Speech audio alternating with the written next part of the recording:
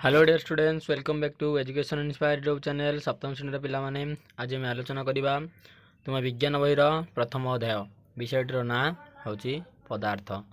यही विषय पे आम समस्त क्वेश्चन आंसर ओके आज आम आलोचना करवा। सो जल्दी जल्दी पे चैनल को सब्सक्राइब कर पाखे थे बेल आइकन को प्रेस करूँ और सांग मान निकट को वीडियो शेयर करूँ। ओके सो पे चलतु आम प्रश्न उत्तर कार्यक्रम आरंभ करवा। सो प्रथम दाग कही शून्य स्थान पूरण कर। पदार्थर तरल अवस्थार निर्दिष्ट डैश थाए किंतु निर्दिष्ट डैश न थाए। यार उत्तर होची निर्दिष्ट आयतन थाए मात्र ताहार आकृति न थाए हैला। देन कही पदार्थ गैसीय अवस्थार कणिका गुड़िक मध्य थिबा पारस्परिक आकर्षण बल सबुठु कम थाए।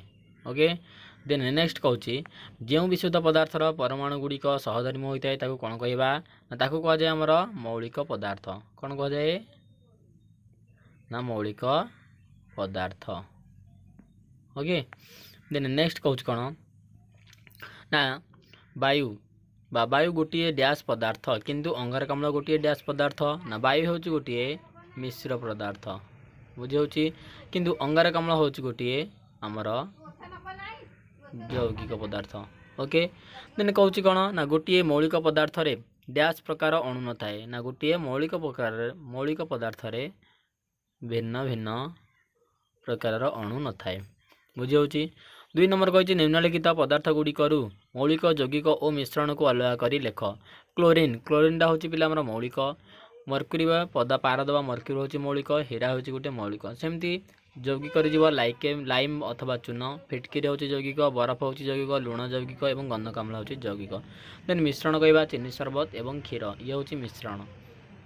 देन नेक्स्ट प्रतीक और संकेत व्यवहार कर निम्नलिखित पदार्थ गुड़िक लेख। मांगानिज परमाणु मांगानिज परमाणु कौन ना Mn। सेमती चून पानी संकेत हूँ ना CaOH2। क्लोरीन अणु हूँ ना Cl2। जबखारजान अणु हूँ Na2। ओके देन नेक्स्ट जावा 4 नंबर को ना यौगिक और मिश्रण भितर दुईटी पार्थक्य लेख। यौगिक और मिश्रण मध्य पार्थक्य दुईटी लेख। दुई बा ततोधिक मौलिक पदार्थ एक निर्दिष्ट अनुपात रासायनिक प्रतिक्रिया द्वारा संयुक्त होई जो नूतन पदार्थ सृष्टि करती ताहाकू यौगिक पदार्थ कह जाए।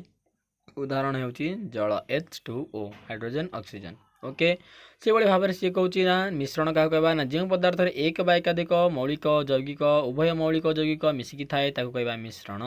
से माने कौन सी निर्दिष्ट अनुपात मिसी न था। उदाहरण होची चीनी पानी शरबत। कहूँ कौन नेक्स्ट 2 नंबर पॉइंट यौगिक उपादान गुड़िकर निजस्व धर्म हराई था किंतु मिश्रण उपादान गुड़िकर निजस्व गुण अपरिवर्तित रही थाए।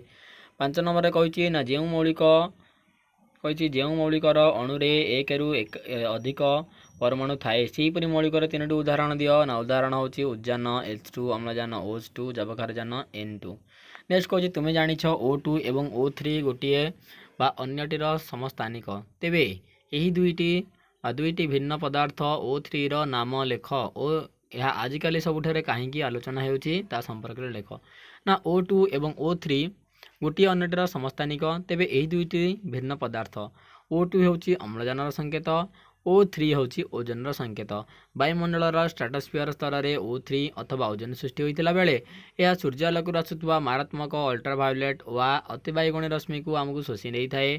क्लोरोफ्लोरो कार्बन CFC यही ओजन अणु को नष्ट कर दे थाए। यह ओजन स्तर छिद्र बोली कहुए।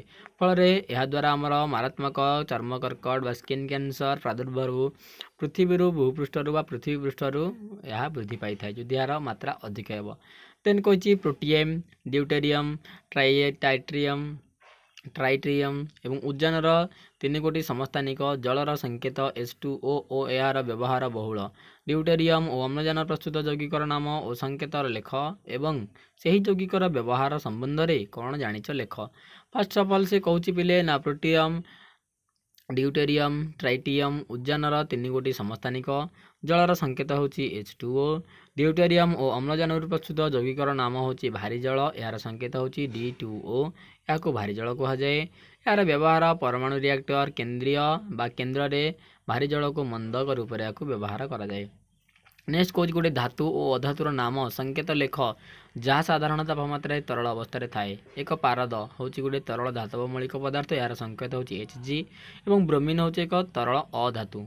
ओके तरल धातु होची पारद अधातु होची ब्रोमीन यार संकेत होची Br ओके पिला माने होप आशा करुच्ची समस्ते ये विषय प्रश्न उत्तर बुझीपार जदि पिले चैनल टी भल लगे अथवा जदि वीडियो भल लगे चैनल को सब्सक्राइब करूँ पाखे थे बेल आइकन को प्रेस करी सांग मान निकट को वीडियो टी शेयर करूँ और लाइक रे जाए गोटे लाइक दिंतु और वीडियो केमती लगिला निजर मतामत जनवाई कमेंट ऑप्शन में कमेंट करूँ thanks for watching this video देखा पुणी आउ एक नेक्स्ट वीडियो और नेक्स्ट टॉपिक रे जदि तुम्हें पिले माने अन्य विषय हिस्ट्री हो इंग्लिश हो ओडिया हो यार क्वेश्चन आंसर जदि पाइबा चाहो तो आम चैनल प्लेलिस्ट रे ऑलरेडी अपलोड होती आपण मैंने चाहिए जाई विजिट करेंगे ओके तो देखा आउ एक नेक्स्ट वीडियो रे thanks for watching this video जय जगन्नाथ।